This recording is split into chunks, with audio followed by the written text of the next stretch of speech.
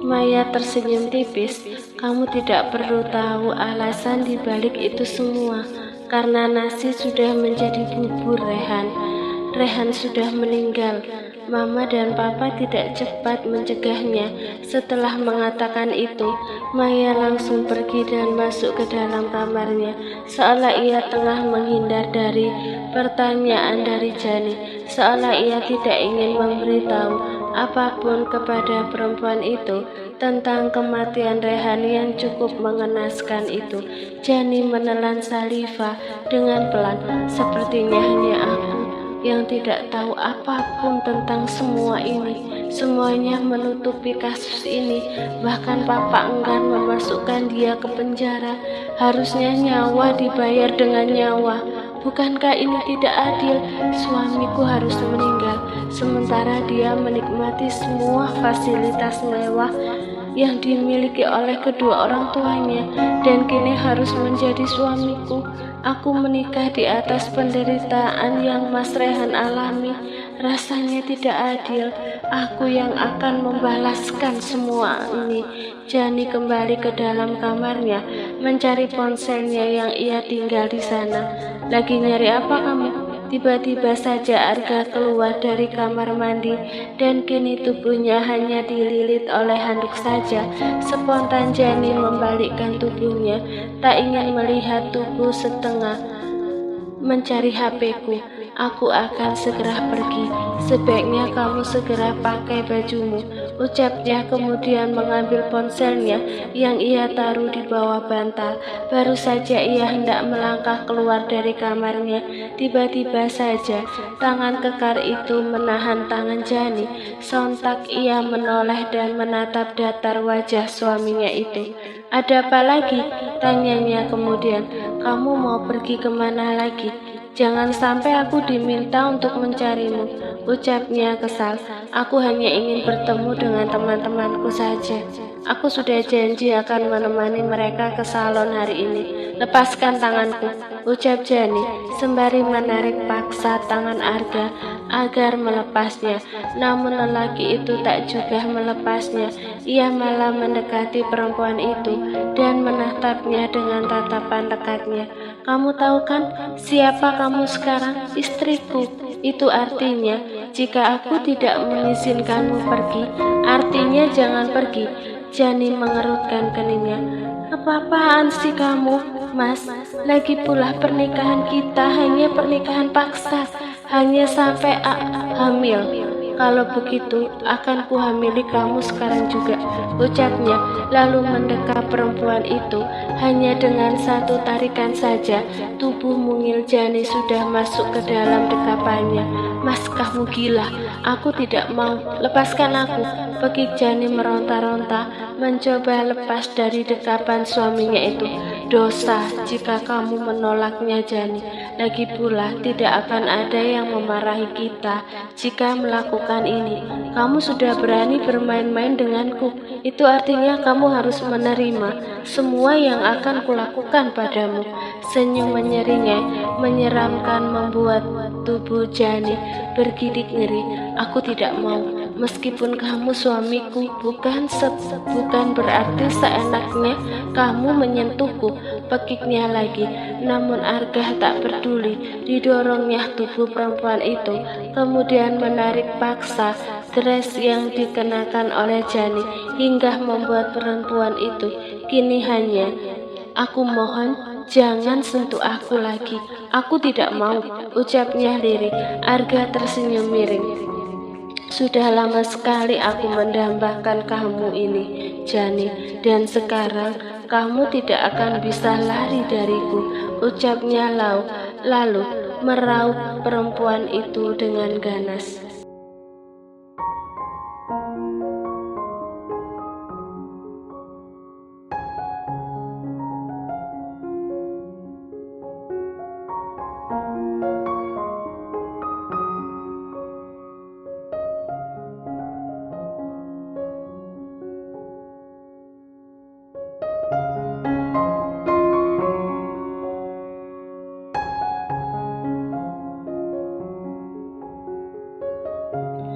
Di 30 menit kemudian, lelaki itu mencapai puncaknya.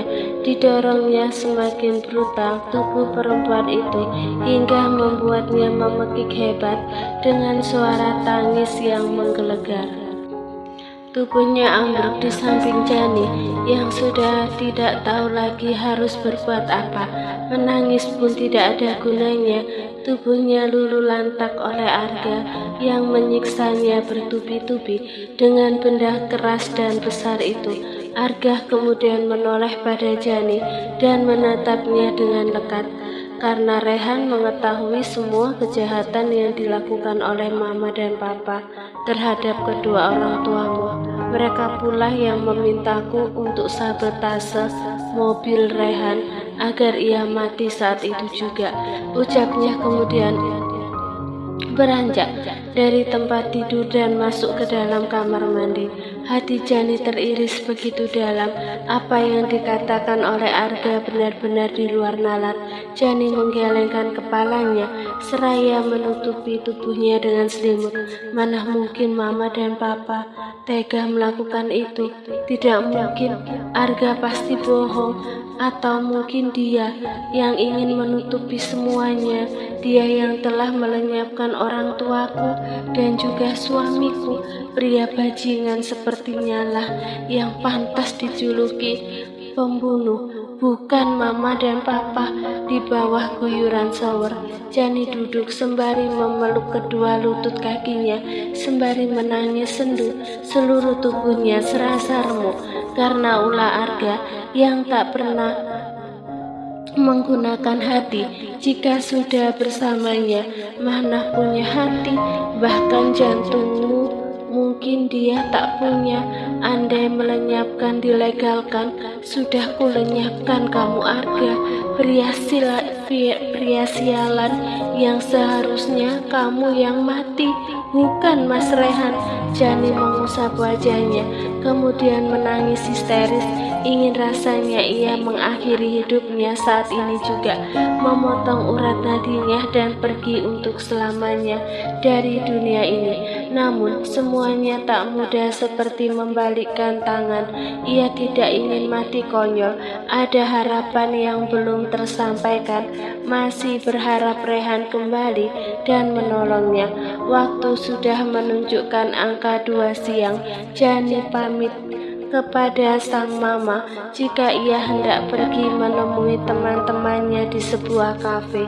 Jani, Maya memanggil menantunya yang sudah melangkah keluar, namun harus berhenti kembali setelah Maya memanggilnya. Iya, Ma. Maya menghela nafasnya dengan panjang. Apa yang telah Arga lakukan pada kamu? Mengapa wajahmu pucat sekali, Nak? Dia telah melakukan itu lagi padamu. Jani tersenyum lirik. Bukankah dia sudah menjadi suamiku, Mah? Dia memang munafik, pria paling munafik yang pernah aku kenal. Bilangnya tidak mau menikah denganku, tapi malah menikmati tubuhku. Maya menghela nafas. Maaf Jani, sudah membawa kamu ke dalam masalah. Mah, jika Mas Rehan masih hidup dan dia kembali lagi padaku, jangan halangi aku untuk berpisah dengannya, meski aku sedang hamil sekalipun, karena aku yakin Mas Rehan akan menerima itu semua. Hanya dia laki-laki baik yang aku kenal. Aku pamit, Mah. Teman-temanku sudah menunggu. 1 minggu kemudian, ponselnya bergetar. Jani kemudian menoleh ke arah ponselnya dan melihat siapa yang tengah menghubunginya. Ngapain ini orang telepon-telepon, gumamnya, dan terpaksa ia menerima panggilan dari suaminya itu. Makalahku tertinggal di meja kerja. Tolong bawakan ke kantor sekarang. 2 jam lagi aku meeting. Jani menghela nafasnya dengan panjang. Tunggu sebentar, aku siap-siap dulu. Memangnya kamu belum bangun? Tanya Arga sedikit kesal. Bagaimana aku bisa bangun sementara tubuhku rontok karena ulahmu? Sengalnya kemudian menutup panggilan tersebut. Jani lalu mengusap wajahnya dengan pelan, seraya menghela nafas panjang. Bagaimana mungkin aku tidak hamil, sementara dia menyentuhnya setiap hari, gumamnya, lalu beranjak dari tempat tidur. Pernah sekali Jani meminum obat kontrasepsi yang ia beli setelah pulang dari kafe. Namun Arga yang dulu memintanya meminum obat penggugur kandungan jika ia hamil, kini malah sebaliknya. Ia meminum obat pil KB, malah dibuang dan dibakar, serta melarangnya meminum obat itu. Aku masih belum paham dengan sikap kamu, Arga. Sebenarnya kamu ini kenapa? Ditanya apakah kamu mencintaiku, malah tertawa. Jani geleng-geleng kepala sembari mengenakan bajunya. Mau kemana, nak? Tanya Mayah yang tengah siap-siap mengunjungi butik miliknya. Makalah Mas Arga ketinggalan, aku diminta untuk membawakan ke sana. Oh ya sudah, Mama juga mau ke butik, kamu hati-hati ya. Mayah mengusap lengan menantunya itu, kemudian mengulas senyumnya. Setibanya di kantor, Jani melangkahkan kakinya masuk ke dalam ruang pimpinan sang suami yang berada di lantai 30. Hai Mbak Jani, apa kabar? Sudah lama sekali tidak pernah bertemu, sapa salah satu staf di sana yang bertemu di lift. Hai, baik. Mbak apa kabar? Iya, saya lebih sibuk urus butik Mama daripada pergi ke sini. Ini juga diminta Mas Arga saja untuk membawakan makalahnya yang ketinggalan. Baik juga Mbak. Oh gitu. Tadi saya lihat ada Mbak Marisa datang ke sini kayak bawa makanan gitu. Udah seminggu ini dia sering banget ke sini. Kalau udah ke sini terus, biasanya Pak Arga jarang menemui dia. Jani mengerutkan keningnya. Tumben, bukannya mereka tidak bisa untuk tidak bertemu meski satu hari pun. Itu makanya Mbak Marisa datang ke sini untuk menemui pacarnya. Tias mendekatkan wajahnya di depan telinga Jani. Kayaknya habis itu Mbak, soalnya kata sekretarisnya Pak Arga pintunya sering dikunci. Jani mengatupkan bibirnya, kemudian menghela nafasnya dengan panjang. Bukannya memang sudah kebiasaan mereka melakukan itu? Tias mengedikkan bahunya. Kurang tahu sih. Ya sudah, aku duluan ya Mbak, sudah sampai. Tias melambaikan tangannya kepada Jani. Setelah tiba di ruangannya, Jani menaikkan kedua alisnya, memikirkan ucapan Tias tadi. Kalau begitu sekarang pun sedang bersama, ucapnya lalu menghela nafas kasar. Sebaiknya aku hubungi dia dulu, jangan sampai aku melihat mereka sedang begitu. Jani mengambil ponselnya lalu menghubungi Arga. Jika memang mereka masih melakukan itu, kenapa harus minta juga padaku? Harusnya biarkan saja. Aku tidak sudi kamu sentuh Arga, ucapnya lalu menghela nafasnya. Kamu sudah di kantor? Tanyanya setelah menerima panggilan itu. Aku sudah di depan ruanganmu. Sekretarismu tidak ada di sini. Langsung masuk saja. Yuli sedang di ruanganku. Jani menaikkan alisnya. Ia lalu menutup panggilan tersebut dan masuk ke dalam ruangan suaminya itu. Selamat pagi Bu, sapa Yuli yang tengah menyiapkan beberapa dokumen di sana. Pagi, sapanya, kemudian mengulas senyumnya. Ia lalu memberikan makalah tersebut kepada Arga. Sudah kan, hanya itu saja? Tanyanya sembari menatap datar wajah Arga. Lelaki itu mengangguk. Ya, hanya ini saja, terima kasih. Habis ini langsung pulang, jangan kemana-mana.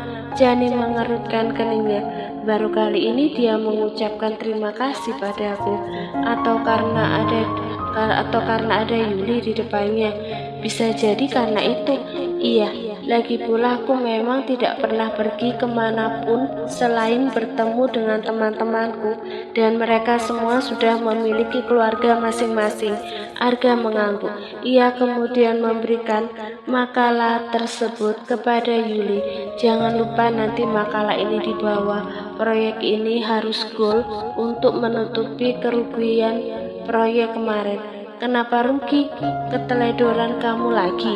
Arga menoleh kepada Jani seraya menatap datar wajah istrinya itu. Bukan, karena ulah kakak kamu yang sekarang kabur entah kemana. Jani menundukkan kepalanya. Ia tahu kakaknya memang selalu memanfaatkan kekayaan yang dimiliki oleh mertuanya. Matanya mengadah ke samping kamar pribadi milik suaminya itu. Marisa keluar dari sana sembari membenarkan rambutnya. Oh, ada mantan calon adik ipar. Halo, ucap Marisa sembari mengulas senyum sombongnya. Jani tersenyum tipis. Masih jam 10 dan kamu sudah datang ke kantor calon suami kamu. Kamu tahu kan alasan kenapa mama tidak menyukai kamu? Karena terlalu murah. Marisa lantas menghampiri perempuan itu dan menatapnya sengit. Apa lu bilang murah? Ada juga lu yang murah. Suami udah mati aja masih tinggal di rumah mertua. Suami lu gak bakal kembali, udah mati. Pekiknya lebih emosi. Jani meresponnya dengan senyum tipis di bibirnya. Sudah ya mas, aku pamit, ucapnya, lalu pergi dari ruangan itu. Yul, jangan lama-lama di sini. Ada yang gatal minta digaruk, ucapnya, kemudian menutup pintu itu dengan sangat kencang sehingga membuat ketiga orang di sana terperanjat kaget. Makin kesini dia makin berani, mentang-mentang disayang mama dan papa kamu, seenaknya ngomong kayak gitu ke aku. Marisa kemudian menatap Arga yang sedari tadi hanya diam. Mas, kamu gak ada niatan buat usir dia gak sih? Kenapa kamu juga nurut banget sama mama dan papa kamu? Dia itu udah orang asing di rumah kalian, ucapnya marah. Sudahlah, biarkan saja. Kalian memang tidak pernah akur. Kamu juga yang salah. Ngapain datang setiap hari ke sini? Aku ini lagi kerja, Marisa. Banyak kerjaan yang harus aku selesaikan. Marisa membolakkan matanya menatap marah wajah kekasihnya itu. Kok kamu malah belain dia sih? Aku ini pacar kamu loh, Mas. Pekiknya kesal. Arga menghela nafasnya dengan panjang. Kamu tidak tahu saja, derajat dia jauh lebih tinggi dari kamu. Jani sudah menjadi istriku. Apa aku harus memberitahu dia jika aku dan Jani sudah menikah? Ucapnya dalam hati.